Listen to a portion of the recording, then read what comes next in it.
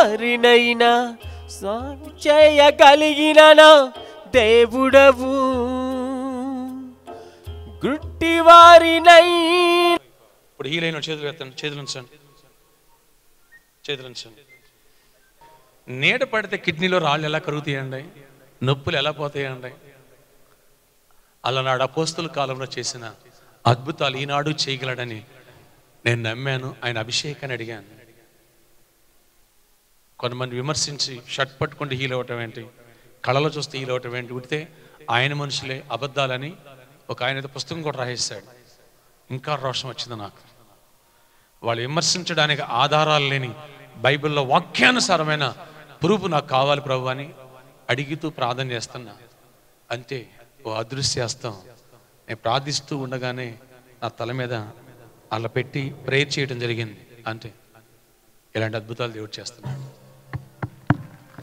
నీడ పడితే రోగులు స్వస్థపడటం అపోస్తల కార్యాలు తప్ప నేనైతే ఎక్కడ చూడలే. మీరైతే ఎక్కడ చూశారని చెప్పండి. ఇండియాలో ఆర్ అవుట్ ఆఫ్ కంట్రీస్లో ఎక్కడ జరగల.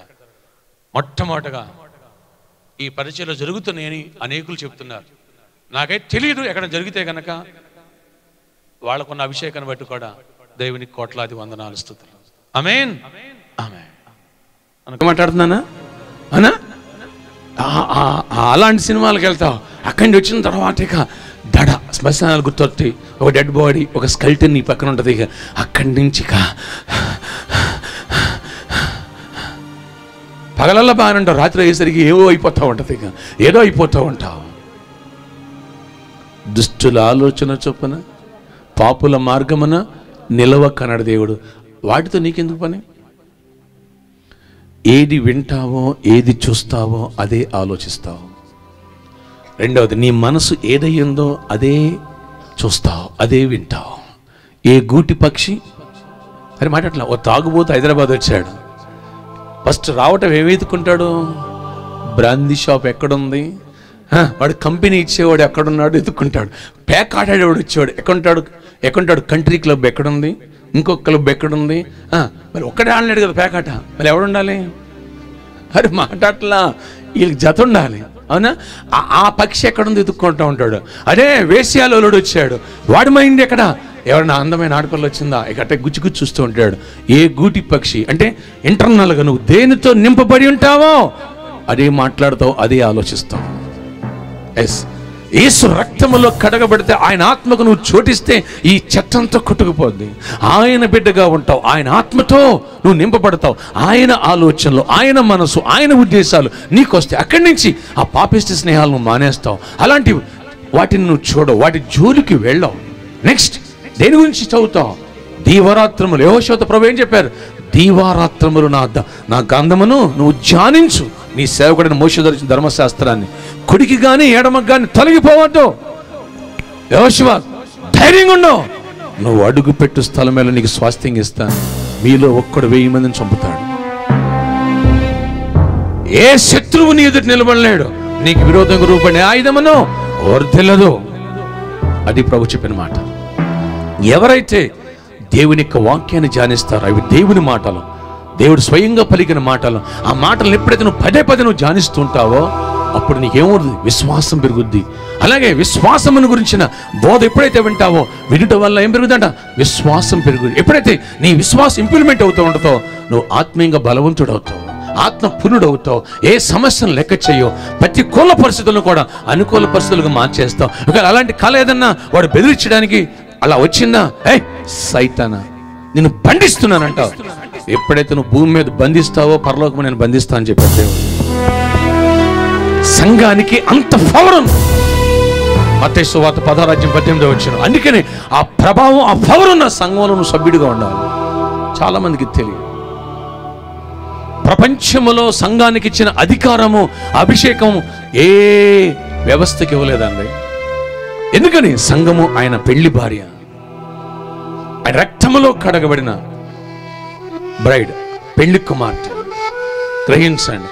భూమి మీద నువ్వు ఏది బంధిస్తే పరలోకం దాన్ని బంధిస్తా అన్నాడు దేవుడు. భూమి మీద ఏది ఇప్పుతావో పరలోకం దాన్ని ఇప్పుతా అన్నాడు.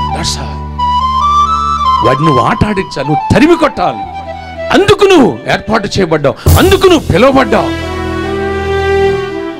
వాడి పన్నాగాలని నీవు నేను బంధించినప్పుడే, అరికట్టినప్పుడే ఈ లోకములో పాపం హరించిపోద్ది. దురాత్మలు ఉండవు.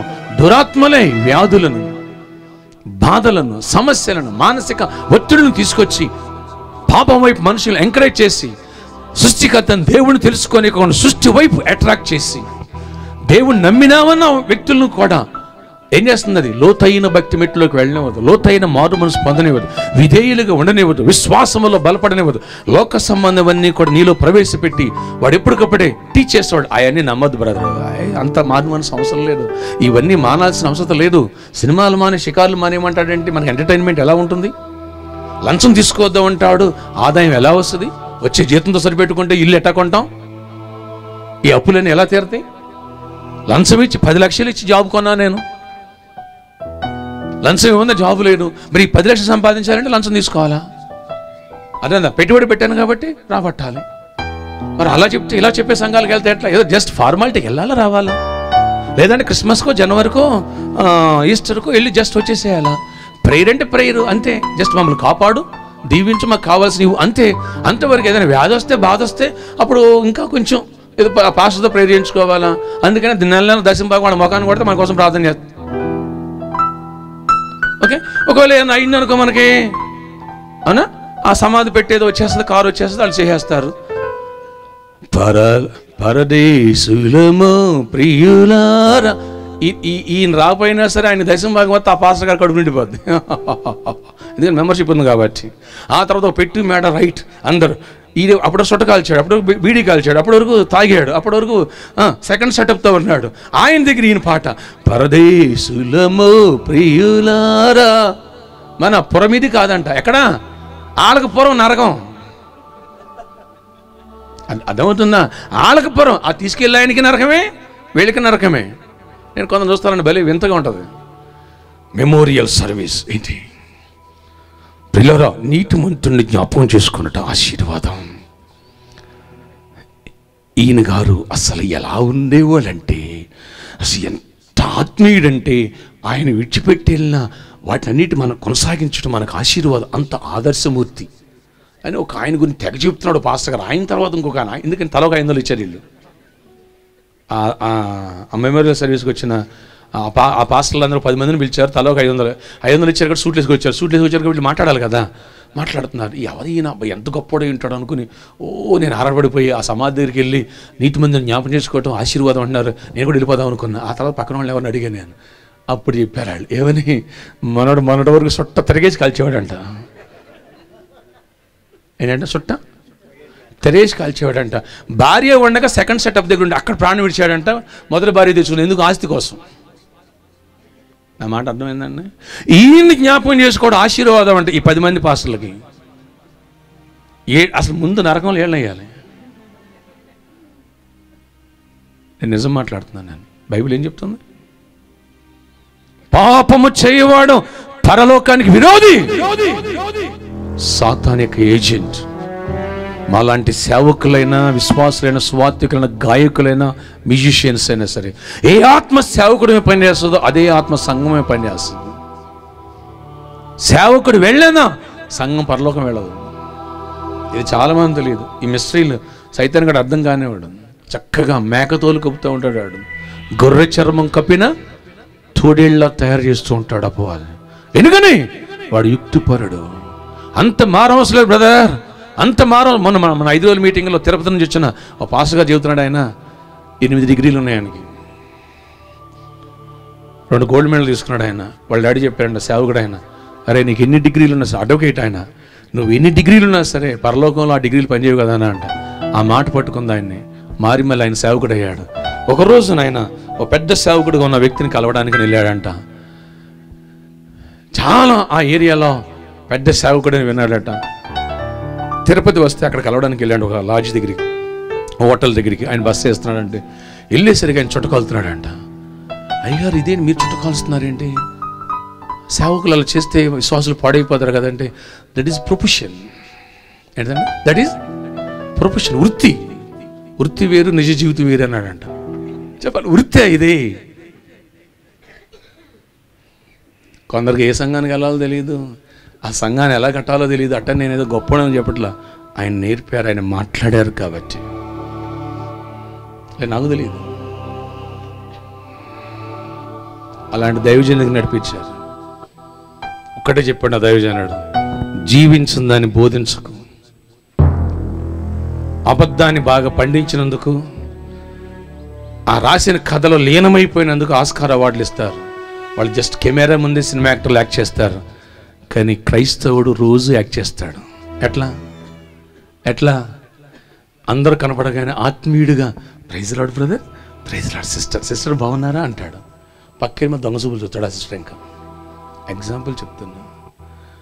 సినిమాలు ఒకప్పుడండి అలా చూసేవాడు, ఇప్పుడు మానేసామండి.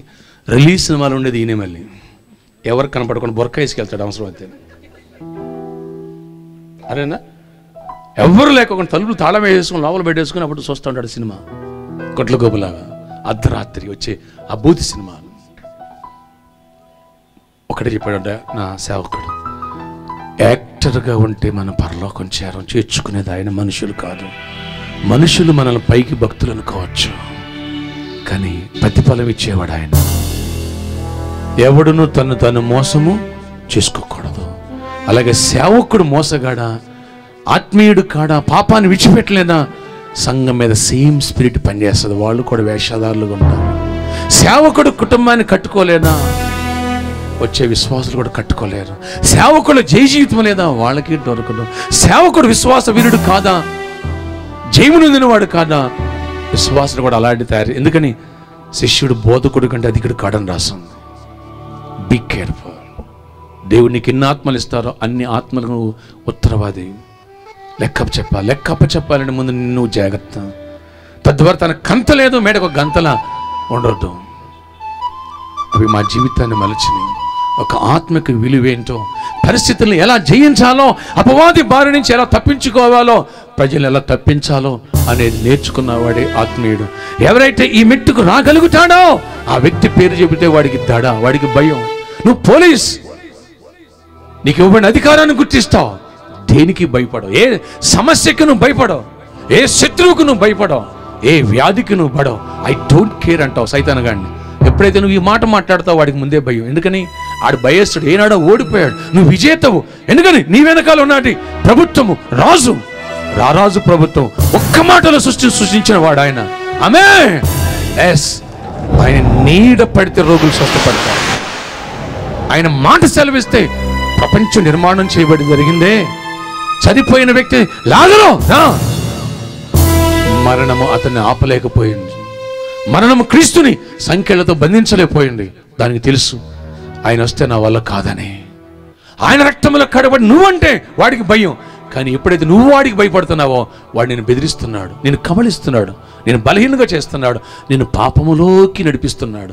ఎప్పుడైతే పాపం నీలో నాలో ఉంటుందో, క్రీస్తు రక్తంలో కడగబడ్డామని చెప్పుకున్న తర్వాత కూడా బిడ్డలు వినండి, మనకు అసూరెన్స్ లేదు. ఇన్సూరెన్స్ పాలసీ చేసావు, చనిపోతే ఇన్సూరెన్స్ వస్తుంది లేదా, అది మెచ్యూరిటీ అయితే నీకు ఫండింగ్ వస్తుంది.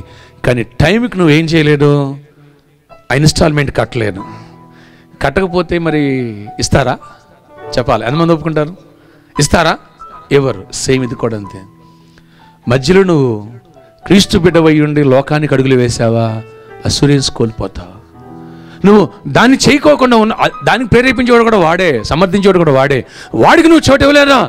నువ్వు క్రీస్తు బిడ్డ, నిన్ను ముట్టాలంటే వాడికి దాడ. నీ ఇంటి పేరుకి ఆ సందుకు రావాలంటే అమ్మో, ఆయన ఆ పరలోకి నేస్తాను సంఘానికి వెళ్ళి ఆయన ఆ బ్రదరు ఈ సందులో ఉన్నారు కదా, నేను ఈ సందులోకి రాను, పక్క సందులోకి వెళ్తా అంటాడు సైతానగాడు. ఛాలెంజ్ చేసి చెప్తున్నాను. ప్రతి సమస్యని పాదాల కనుక రావాలా. రాత్రి వేళ కలుగు భయమునకైనను, పగటి వేళ సంచరించు రోగమునకైనను దేనికి నువ్వు భయపడుకుందువు. ఏ పరిస్థితి నువ్వు ఏలాలి. అప్పులు నిన్ను ఏలకూడదు, దరిద్రం నిన్ను ఏలకూడదు, సమస్య నువ్వు ఏలకూడదు. అసలు నేను అప్పులో ఉండటం ఏంటి క్వశ్చన్ వేసుకోవాలి. నేను వ్యాధితో ఉండటం ఏంటి? క్రీస్తు రక్తంలో కడుగబడిన బిడ్డను, ఆయన గాయాల్లో నాకు స్వస్థత ఉంది. ఏనాడో విడుదల చేశాడు ఆయన. నేను ఎందుకు వ్యాధితో ఉండాలి? ఏనాడో ఆయన నా కోసం దరిద్రుడయ్యారు, ఐశ్వర్యవంతుడయ్యాడు నన్ను ఐశ్వర్యవంతుడు చేయడానికి. నేను ఎందుకు అప్పుల్లో ఉండాలి? సిలువలోంచి తిరిగి ఆయన మరణంలో నుంచి తిరిగి లేవగానే సమాధానం కలుగును గాక అన్నారు. అంటే నీకు ఇరుగు పొరుగు వారికి, నీకు నీ తల్లిదండ్రులకి, నీకు నీ భార్యకి సమాధానం ఇచ్చారు, సమాధానం ఏర్పరిచారు. మనం ఎందుకు కొట్టుకు చావాలి? మీకు సమాధానం కలుగుగాక అన్నారు. కాబట్టి చదవండి యోహాను సువార్త 20వ అధ్యాయం చదవండి. ఆయన తిరిగి లేచిన తర్వాత ఏం మాట్లాడారో 4 సార్లు చెప్తారు, మీకు సమాధానం కలుగును గాక. సమాధానం తీసుకొచ్చారు. సమాధానం కర్త. మాట పాడతావు, మాట మాట్లాడతావు, బైబిల్ చదువుతావు, సమాధానం పొందలేవు నువ్వు. చెప్పాలి ప్రయోజనం ఏమిటి? మన బ్రదర్ చెప్తున్నాడు, అయ్యా నేను మెడికల్ స్టోర్ ఓనర్ని అయ్యా, కానీ ఎందుకో మా మెడిసిన్ నాకు పనిచేయమన్నాడు ఆయన. అదే ఒక డాక్టర్ గారు వచ్చి కలిసారు, ప్రొఫెసర్, ఆయన మెడికల్ కాలేజ్ ప్రొఫెసర్. అయ్యా ఎందరికో ట్రీట్మెంట్ చేశాను అయ్యా, కానీ నాకెందుకో ఈ వ్యాధులు నాకు తగ్గవయ్యా అన్నాడు ఆయన. మరి ఎక్కడికి ఎందుకు వచ్చారన్న? యేసుక్రీస్తు మెడిసిన్ అయ్యా నాకు తెలుసయ్యా అన్నాడు ఆయన. మీకు అభిషేకం ఇచ్చాడు, ఒక్క ప్రార్థన చేయండి నాకు తగ్గిపోద్ది అన్నాడు ఆయన. అవును అంకుల్ అని ప్రే చేశాను. 1 మినిట్లో హీల్ అయిపోయారు ఆయన. బాబు నీది నిన్ను కలవడానికి నేను సుమారుగా 4 months నుంచి ట్రై చేస్తున్నా, కానీ ఆ రోజు వచ్చి నష్టపోయేవాడేమో అన్నాడు. ఏంటన్నా? అప్పుడు నీ అభిషేకం తక్కువ ఉంది, ఇప్పుడు ఇంకా పెరిగింది. నేను ఈ 3 monthsలో ఎంత పెరిగిందో నేను అబ్జర్వ్ చేశాను. నీ దగ్గరికి వచ్చాను. బిడ్డలారా గమనించండి. నేను ఎప్పుడు అదే గమనిస్తాను, అదే ధ్యానిస్తా, అదే ఆలోచిస్తా. అందుకే నువ్వు ఆలోచించే ఆలోచనలు, నువ్వు వినే వాక్యం, నువ్వు వెళ్ళే సంఘం మీద ఆధారపడి ఉంది నీ ఆత్మీయ జీవితం, నీ భవిష్యత్. అందుకే పదే పదే చెప్తున్నాను, ఆత్మీయుడా నువ్వు బలవంతుడు కావాలి, నువ్వు విజేతగా ఉండాలి. దేవుడు ఎప్పుడు నేను ఓడిపోయిన వాడుగా ఆయన చూడలేడు, నేను విజేతగా చూడాలని ఆయన జయించి సమస్తం రెడీ చేసి పెట్టాడు. నువ్వు చేయాల్సిన, నేను చేయాల్సిన భక్తి జస్ట్ 4 or 5% అంతే. ఆయన కలుపుకొని మాట్లాడటం, ఆయనతో కలిసి ఆలోచించడం, ఆయనతో కలిసి అడుగులు వేయటం, అంతే మనం చేయాల్సింది. 95% సిలువలు ఎప్పుడో చేసేట్టు పెట్టేశాడు ఆయన. కొంతమంది అన్న ఇంత భక్తి చేయాలన్నా, చేసేది ఏంటి గోంగారు, మనం 5% అని మనకు అర్థమైంది. అది నాకు అర్థమైన తర్వాత ఎక్స్ప్రెస్ ఆగల. అది అర్థం కాకముందు నేను కూడా అనుకున్నా, ఇంత బరువు ప్రయాసపడి భారము సమస్యలు నాయటకు రండి నీకు విశ్రాంతి ఇస్తా అన్నాడు.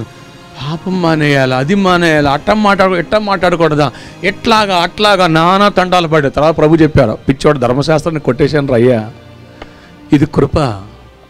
ఈ కృపను బాగా ధ్యానిస్తే నువ్వు పాపం అసహించుకుంటావు. ఎందుకని చెప్పాలి? ఎందుకని? మట్టి తినే పిల్లోడికి బెల్లం గడ్డిస్తే బెల్లం రుచి అలవాటు తెలియగానే మట్టి ఈజీగా మానేస్తాడు. ఎంతమందికి అర్థమైంది? చెప్పాలి, ఎంతమందికి అర్థమైంది? That's all. ఇది కూడా అంతే. ప్రభు నాకు అది అర్థం చేశారు. నువ్వు నా కృపలో నువ్వు గనక నిరంతరం అడుగులు వేస్తున్నావా, నన్ను ధ్యానిస్తున్నావా, నా శక్తిని కళ్ళారా చూస్తున్నావా, అంతే. ఏమన్నారు? లోకాన్ని మర్చిపోతావయ్యా, పాపం మీద నీ కోరిక రాదయ్యా. రోజు రోజుకి బలవంతుడవుతావు, రోజు రోజుకి నా స్నేహం కలిగి ఉంటావు ఆనోకులాగా, రోజు రోజుకి పౌల్లా బలపడిపోతావు, అంతే. అది ప్రభు నాకు చెప్పిన మాట. అందుకనే ఈ పరిచయలు ప్రతి ఒక్క వ్యక్తిని అలా తయారు చేయాలి నా కోరిక. ఆమేన్.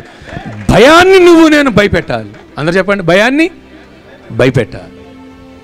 మనల్ని చూస్తే ఆడికి దడ రావాలి. నీవు నేను చేయాల్సింది ఒక్కటే 5%. ఆయన బిడ్డ, ఆయన రక్తం పేరు చెప్తే వాడికి దడ. ఆయన బిడ్డలు పరిశుద్ధులుగా జీవించాలి. ఆయన బిడ్డలు సమస్యలు ఎదిరించి వాటిని ఓడించి నేను విజేతగా నిలవాలి. ఎందుకని? నా యేసుకు మహిమ తేవాలి, నా క్రీస్తుకు మహిమ తేవాలి. ఆయన రాజులకు రాజు, ఆయన రాజ్యంలో ఉన్నాను. ఆడు రాజ్యంలో ఉంటే వాడి ప్రభుత్వాన్ని నేను బానిస్తాను. వాడు చెప్పినట్టు నేను చేయాలి. వాడి ప్రభుత్వం అధికారం నా మీద లేదు. ఎందుకని?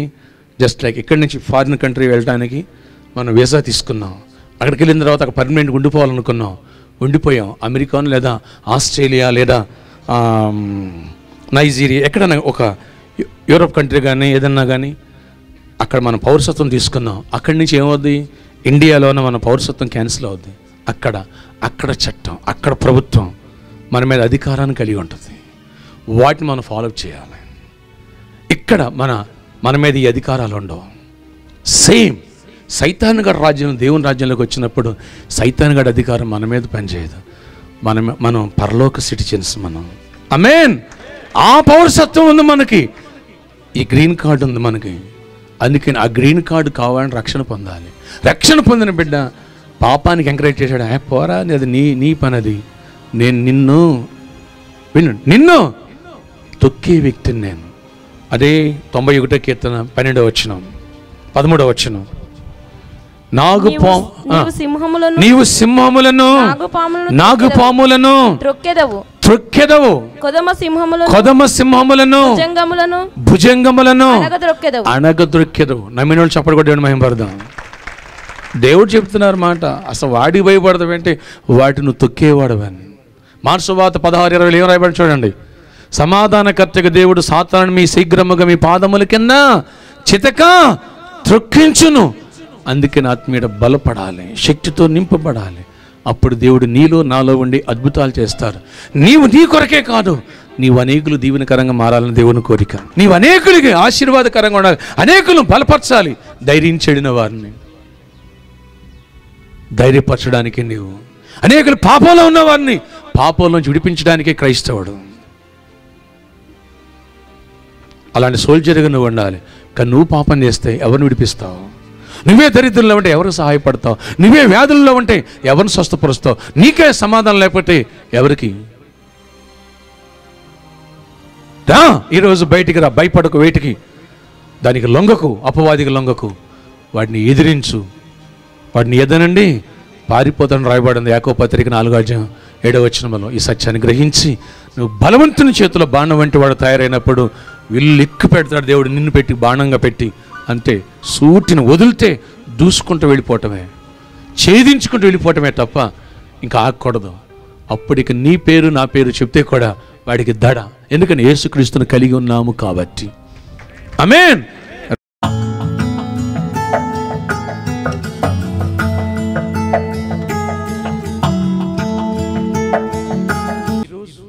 నీ వాక్యం ద్వారా మాతో మాట్లాడావు.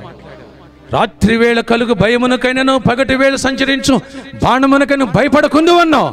దేని విషయాలు భయపడుకోండి, నీకు ఇష్టంగా జీవించే కృపను మాకు దయచేయండి. చీకటి ఆత్మను బంధిస్తున్నా, మీరే బంధించండి, విడుదల ఇవ్వండి, జయమనివ్వండి, ఆశీర్వాదాన్ని ఇవ్వండి. ఎవరైతే టెలివిజన్లో కూడా వీక్షిస్తున్నారో వారిని ఇప్పుడు దర్శించండి. వారి భయాన్ని భయపెట్టే మీ వ్యక్తికి లేవనెత్తండి. దుష్టుని బంధిస్తున్నా. Satan, I command in the name of Jesus, leave my people. ప్రభు నీ ఆత్మశక్తి పడి తాకండి. Touch them. ఎవరైతే విశ్వాసంతో టీవీ స్క్రీన్ తాగుతున్నప్పుడు వాళ్ళకి అభిషేకం ట్రాన్స్ఫర్, స్వస్థత కలుగును గాక, విడుదల కలుగును గాక. Kidneys, heart, liver, lungs, brain tumours complete cure అయిపోను గాక. థైరాయిడ్, బ్లడ్ ప్రెషర్ సమస్తం నార్మల్ రిపోర్ట్స్ వచ్చింది గాక. హార్ట్ ప్రాబ్లం కూడా క్యూర్ అయిపోయి స్వస్థత కలిగి నార్మల్ రిపోర్ట్స్ వచ్చి సర్జరీస్ కూడా క్యాన్సిల్ అయిపోను గాక. ఆమేన్, ఆమేన్, ఆమేన్.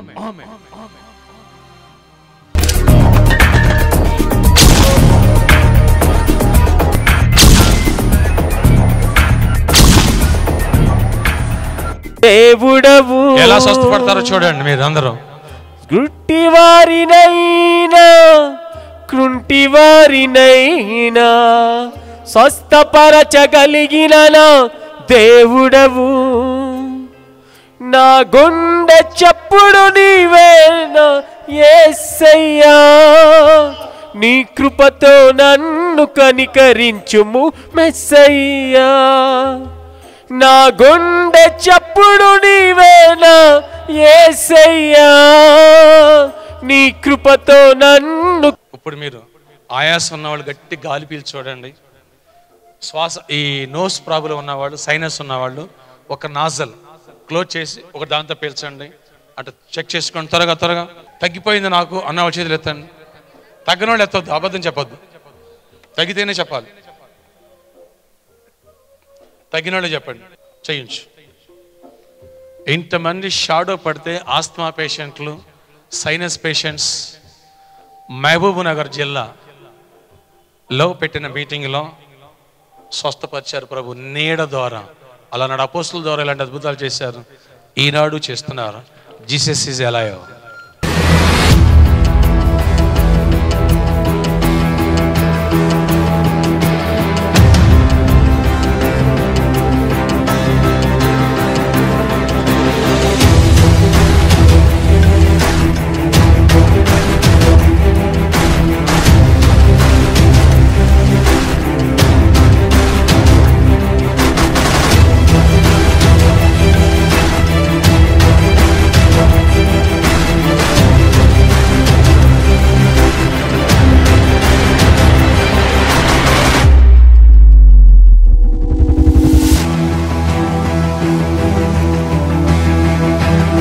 మన లేమెన్స్ గాస్పెల్ ఫెలోషిప్ ఆరాధన సమయములు.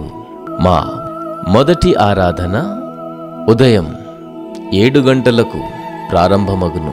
స్థలం Wesley boys high school, PG road, Paradise hotel ఎదురుగా, సికింద్రాబాద్.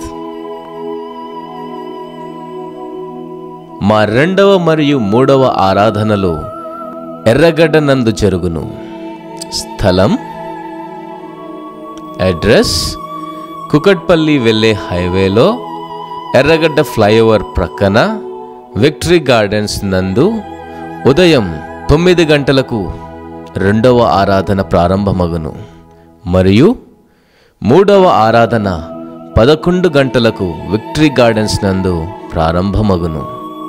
మరియు 3వ ఆరాధన అనంతరం రోగుల కొరకు ప్రత్యేకమైన ప్రార్థనలు చేయబడును. మరియు మా 4వ ఆరాధన సమయం సాయంత్రం 6 గంటల నుండి ప్రారంభం. స్థలం ఎంజేఎస్ గార్డెన్స్, రైతు బజార్ ప్రక్కన, ఆర్ఎస్ బ్రదర్స్ ఎదురుగా, షాపూర్ నగర్, జీడిమెట్ల. 4వ ఆరాధన అనంతరం రోగుల కొరకు ప్రత్యేకమైన ప్రార్థనలు చేయబడును. అందరూ ఆహ్వానితులే.